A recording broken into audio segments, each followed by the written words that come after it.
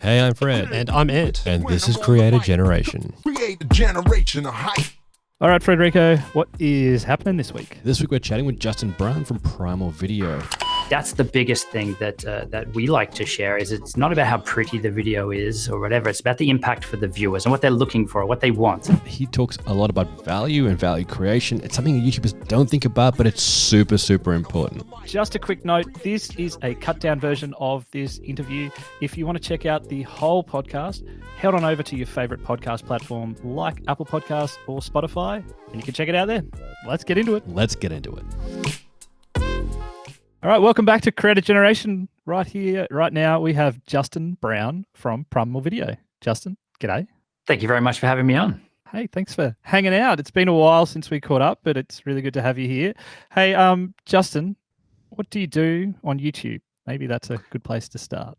I create videos on YouTube about creating videos on YouTube. So we help people around the video creation side of things, then around getting views and subscribers or seeing an impact result from creating those videos through to the monetization or the revenue streams that you can build off the back of it. So in a nutshell, that's what we teach at Primal Video.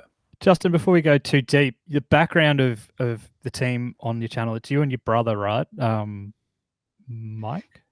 Mike, yeah, good. Yep. Yeah. Memory serves me. I'm like, hang on, I'm saying. I left you hanging there too. I'm like, see if he gets it. No. Yeah. It's there's two of us. So it is I myself and my hesitate brother. because you're the face of Primal Video, but is it how it seems outside looking in? You know, the video and the production and the understanding there, and then like the business side and the marketing. Is that a really good combination you found? Yeah, it works really well. I mean, he looks at things totally different to me. I would say I'm much more on the creative spectrum, whereas he's very systems and processes. And really, it was the systems and processes that we brought into our strategy for YouTube that changed the game for us. I was creating the videos that I thought people wanted. It was him saying, hey, there's probably a system here that we can figure out. And now we're very meticulous with the content that we create. We only create content that we know that there is demand for, that people are searching for or looking for.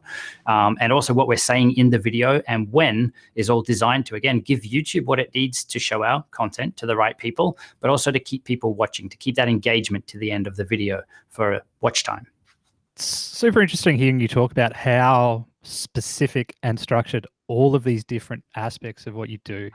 And this is what obviously works for you guys and your content. But I mean, a lot of people would sort of not associate that with the creative industry, the creative pursuit, right? Like these systems and structures. It was foreign to me too, and I hated the idea of it at first. I'm like, no, I'm a creative person. I just want to create videos like Peter McKinnon and all these other people that their strategy totally different to ours. You might say almost the complete opposite. We don't have any cinematic B-roll of making coffee or my day-to-day life. It's literally just the content, and it's in a structured way that people can follow along. And that's it's not to say that there's a right or wrong. This is the stuff that we've found that we can create the content in the most efficient, most easiest way without spending a ton of time that still gives us the result that we want, which is that impact for our viewers. So that's really what we're spending a lot of time with, these structures and processes and stuff, and refining them to get the outcome with the least amount of input. So we're really striving for that 80-20, where you're able to get the bulk of the results with the least amount of input. Even as a video guy, I would say that my videos don't have the best lighting, don't have the best camera, movement. There's no movement, right? There's a camera locked off on a tripod, but no one questions that stuff. Everyone is there for the content. And I think that's the biggest thing that we like to share is it's not about how pretty the video is or whatever. It's about the impact for the viewers and what they're looking for, what they want. So our content is very search or SEO based or speaking directly to a pain or a problem that we know people are searching for. So if I was to go off and have a minute cinematic sequence in the middle of it, I think this is going to annoy people because they just get to the point with our style of content. So it is different. And yeah, it was something I definitely struggled with as well. As a creative person, don't put me in a box. Don't tell me what to say when. Don't give me a teleprompter. I'm just an off-the-cuff person. But all of this stuff now makes us create videos that work for us in our niche in a very quick amount of time. It's interesting you say that. We were doing a roundtable about things like structures and thumbnails and titles, and we said, look, there are strategies you can put in place where people are definitely going to click on it or more likely to click on it if you do these things. But I guess one thing that got in the way for a lot of them was the fact that they didn't like the look of those things, right? They didn't like the way the thumbnail looked when you focus on the face and the emotion and that kind of thing. And they're like, we like it this way instead. And I understand that, but it comes down to that. Do you want a better click-through rate, or do you want to just like the way it's look? And what do you say to that? I say, so we split test, we A/B test a lot of our thumbnails now, because it's not what I think is the better looking thumbnail. It really is about, if we want people to watch this video, they're not going to watch it if they don't click on it. They have to click on it to be able to watch it. So what do we need to do to get them to click? Now, this doesn't mean we need to create a clickbait thumbnail or, false advertise something, but what's going to grab their attention and what's going to entice them to click? What's going to make it so they can almost understand what the video is going to be about just by looking at the thumbnail image. If you're not doing those things, it's going to be very hard for someone to click your video over all the others, especially if there's others that are ticking those boxes that are placed around yours on the platform or in search results. So thumbnail, super important. We could have the world's best video, but no one's going to see it. Get over the aesthetic. Yeah. Hey, just on talking about all this, the data and the analytics, etc. How much of this informs what you guys create, and how much it comes from your innate knowledge of the space? We'll always start, before we create any video, we will do some basic research, some keyword research. We want to validate that, yes, there is demand for it, that people are searching or looking for the content or just want the content, whether they're searching for it or not, that we're going to create before we create it, so that we're not wasting our time. But what that also gives you is an insight into what they might be typing in or looking for that could be a little bit different to what the original video idea was. So it could be that by me saying something related, it might get us so far, but if I'm actually using the exact words that our viewers and users are typing into Google or YouTube to search or self-diagnose their pain or problem, it changes the game in terms of getting your content to show up in front of them. So we are very strategic in that regard. Maybe the ideas come from maybe half of them are come up with the keyword research, because you're doing the research, you're going to come up with a heap of ideas around related topics and things while you're going through that process. But also there's things that are like, hey, it'd be really cool to do a video on this. What do we need to title it? What do I need to say in it to make sure that we're going to have the most amount of effect out of, or the long-term benefit from creating this video? Yeah, awesome. Okay. And you guys are very much a help channel. It's pretty clear. Do you have thoughts around how a more entertainment-based channel can use those types of strategies? Yeah, I think this can apply to really any type of channel. There's three main things that you need to do with any type of channel. You need to get your content placed on the platform so that people can click on it. So that is having some insight into what are the things that people are going to be interested in, whether they're searching for it or not. If it's a vlog style channel, they might not be searching for it, but how do you get your content showing up after content that people are already watching, or related content? If they already like someone else's channel, how do you get yours showing up behind it? So that's sort of the research that you need to do. So you need to focus on showing up on the platform. You need to get that click. So that's where your thumbnail strategy is really important. And then you need to focus on keeping your viewers engaged. If someone clicks your video and then bails or leaves straight away, it's not going to help you. YouTube's going to stop featuring your content because it's not keeping that session going. It's a bad experience for people. So you need to make sure that you're keeping them engaged. So we come from a very value-centric approach. How do we look at what people need or are searching for, and how do we show up for that, and how do we give them everything that they need inside that piece of content to not just understand it or to go and take action with it, but to not leave them wanting more or with more questions or more confusion than where they started.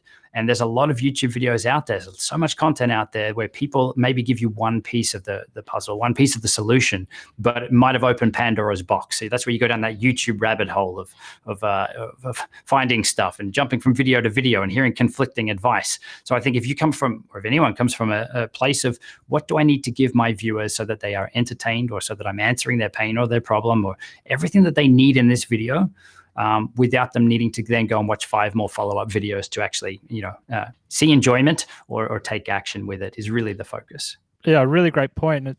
You dive straight into what this video is about, what you're going to cover, like straight away. There's no, well, hey guys, welcome to my channel. That comes later, right? Like, is that like, I mean, I was going to ask, part of that strategic, but of course you guys are strategic. No, it is. And even to the point where what I'm saying in that first sentence is exactly the keywords that we are optimizing for in that video. The most powerful thing right now is that YouTube is, has been for a while, transcribing your videos. It's looking inside your content to see what it's about. It wants to figure it out, because it's all well and good for you to title a video and say it's about this, to put something in the tags and the description, but inside the video is the most important ranking factor, where YouTube is going to use all its AI technology to work out what you're saying. So by doing that research up front, and by us knowing that best video editing software on Mac is the phrase that we want to target, because that's what people are searching for, then I will say those exact words in that exact order in the start of the video. Are you looking for the best video editing software on Mac in 2020? Well, in this video, we're going to give you that. At that point, no one cares who I am. They've just clicked a random video. Is this guy who looks like Chris Martin from Coldplay going to answer my problem, my solve my pain, or whatever it is this video for me? So you really need to hook your viewers in. Whenever I just started a video, hey, it's Justin from Primal Video, there was a big drop off because no one cared. It's like, just, are you going to, have I clicked the right video? There's almost that anxiety when someone clicks a video. Is this for me? Should I click the other one? The other one was 5 minutes. This one's 10 minutes. And you've kind of got to get your viewers to relax as fast as you can in your content. And that's where hooking them in and letting them know they're in the right place. Or if it's more vlog style, show them some of the stuff that's coming. Tease them to stick around in the video. Make it entertaining for them so that they will stick around. Otherwise, it's really a lost opportunity. And it's going to be hard for YouTube to place your content, and it's going to be hard for your viewers to stick around. People have a lot of choice now, and you really need to give people's attention. And when you focus on value and giving them value, you're always going to have a better outcome. But I think it's something that people find pretty hard to wrap their minds around. I guess if you're saying I'm selling cars, so people want to know specifically about how the car works and the value you're going to get out of the car. That might be more tangible, understandable to people. But when it gets into things like vlogs or other things where you're creating relational value rather than, something else, it gets harder for them to understand how they can add value. Do you have any tips on like understanding the value you provide and how you can heighten that? I think if it's more personality-driven content, it is a different approach to it. The value then comes in more on the human side of things. It's all human, right? But what are the things that you can add value with in terms of entertainment, engagement, and acknowledging people where they're at as well? Obviously, we're speaking broad because there's so many different types of content. But how can you let your viewers know that you get them, that you understand what they're looking for, what they need to hear, or even what they need to see in your vlog, what they need to see in your journey? If you're missing stuff in there, or you tease something and it doesn't happen, like you open a loop in a story and you don't close that loop, those are the little things that can be seen as value. You're completing a cycle, you're completing something in a story as well. The people that aren't doing that, they're teasing stuff and not giving the full picture or completing that circle.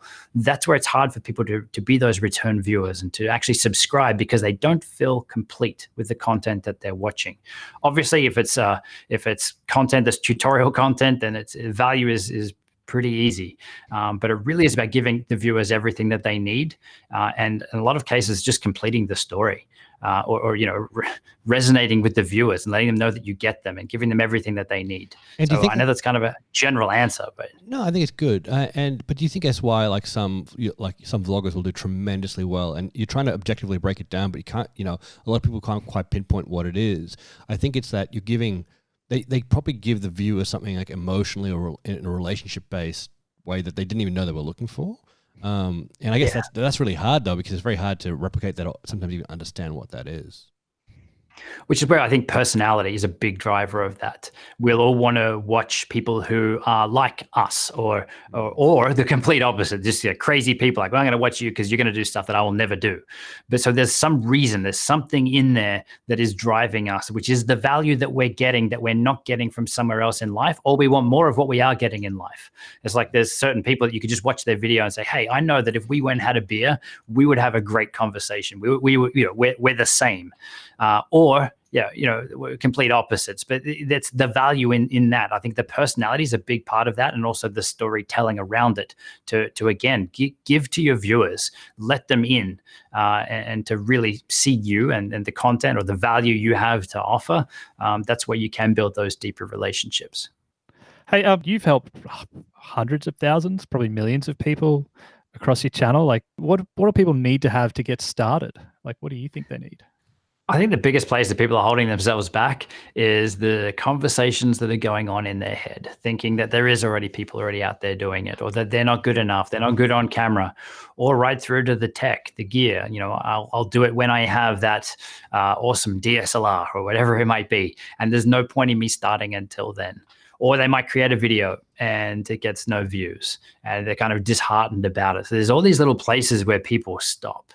But the ones that are successful with it are the ones that are okay for their first videos to be their worst videos. To take that 1% improvement over time is really the strategy. You've got to be okay with putting yourself out there. You've got to be okay with not everyone liking you. And it's a weird thing. I mean, we still get some amazing comments through, amazingly bad comments through, as well as all the good ones. And that's where, it really doesn't matter. We're doing this for our goals and for our outcomes and the impact that we can have. And everyone has their thing that they can share, or they can help someone with, or entertain someone with. And those that are successful with them are the ones that don't get caught up in the trolls and this kind of stuff. Their goal is how do I improve 1% next time? How do I film a little bit faster? How do I make my story a little bit more engaging? How do I get a higher click-through rate on the next one? But isn't, stopping in their tracks every time something happens. I think that's really the piece that we see people miss. It's not about the gear, the tech, whatever. It's like, how do I just do it and then improve next time a little bit, and then do that and improve a little bit next time? Those are the people that we're seeing have success with this. What do you think the best revenue models are for creators at the moment? I really think the best one is affiliate revenue. I think why I love affiliate revenue or affiliate marketing when it's done right is it's a win-win-win scenario. So it's a win for the company that you're promoting their product or their service, because you're sending them qualified leads. You're not just sending them random traffic. You're sending people you've talked about the product maybe in your video. It's a win for the viewer because you're helping them with a pain, a problem, or a buying decision. If they're looking for a review or this product versus this product, and they've come to your video and you've helped them cross the line, they click and buy and you receive a commission, you've helped them with that, which then means it becomes a win for you too, because as affiliate marketing, you receive a commission or a fee for any leads or any sales that you've sent through. So I like affiliate marketing because of that. It's a win-win-win, but also it's something that starts out so small. I dismissed it when we first started signing up to Amazon affiliates and that kind of stuff. I was like, why would I bother for $2 here or 50 cents here? But that's the stuff that if you put in that little bit of time and get that stuff set up like from day one, you don't need to touch it again after that. And it grows and scales with every video and every new view that comes through. You can help people with their decisions, buying decisions or whatever it might be, but you can also obviously reap the benefits yourself. So affiliate marketing is my number one. Okay, look, mate, that was really great. And look, as we finish these conversations, we always like to say, like, do you have any top tips for aspiring creators out there? Top tip. I'll come back to the one I shared a little earlier, and that really is focus on that 1% improvement. Whether that 1% is spending a bit more time on researching before you create your content, or whether it is, what can you improve in your production process, or on your 1% and improving on your responses to your comments and engaging with your audience. Really focus on that improvement over time, and then almost like detach from the stuff that you've done previously. Know that the next one is going to be better. It should really be my number one tip. Great tip. Love it. Well, mate, we've like I said, we've run out of time. That actually really, I know we say this a lot, but that really did fly past. Thanks so much for joining us. Hopefully get to hear back from you in the future sometime. Thank you very much for having me on. It was good fun. Thanks, Justin. Create a generation on the mic.